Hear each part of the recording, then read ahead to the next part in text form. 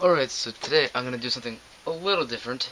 I'm going to review a book, and the book I'm reviewing is The Martian by Andy Weir, I think is how you pronounce his name, last name at least.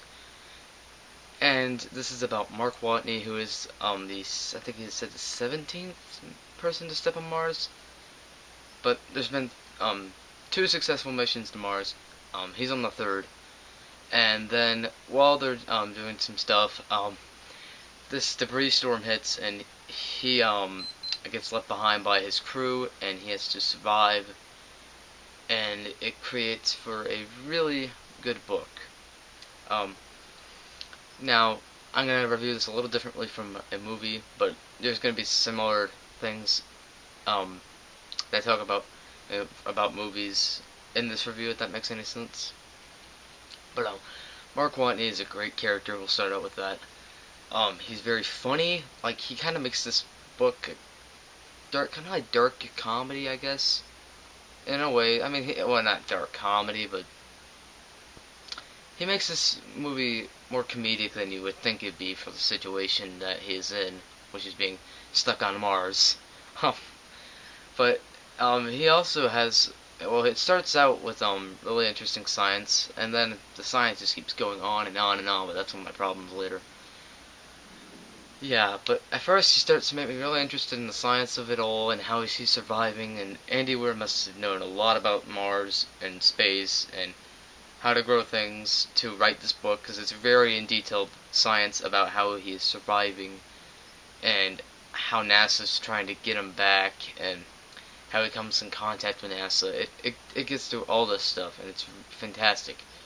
It's very intense for a book. I mean, yeah, it's very well written. It's written in log entries, so it's from the perspective of Mark Watney, and then they'll jump to the perspective of people in NASA, but not in the first person way. They'll do third person for people in NASA, and first person for Watney's logs, Mark Watney's logs.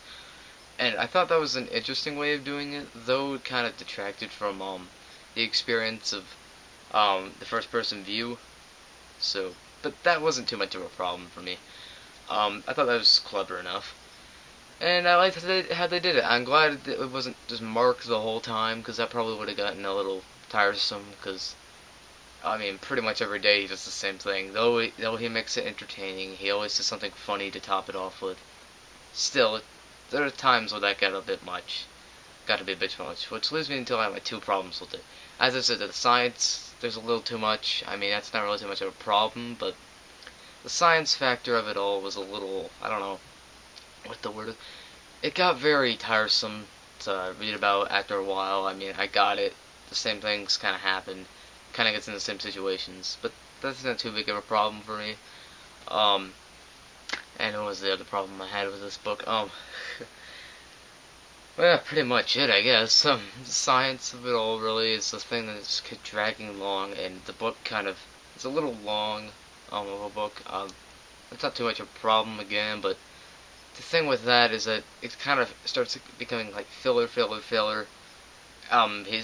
Same situations are occurring, and it's just kind of filler. But I wanted to know what happened to Mark at the end. I wanted to know everything that was going to happen, and I can't wait to see the movie. I'm going to give The Martian an A-. It's a very solid book. Hopefully the movie can just be as good. I think this book is a great read. Read it, please. Andy Weir, for your first novel, you did a great job. Just that it could have been a little shorter. And cut out some of the filler science stuff.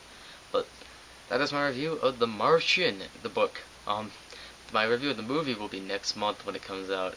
So yay! But yeah, that's my review of The Martian. So, peace.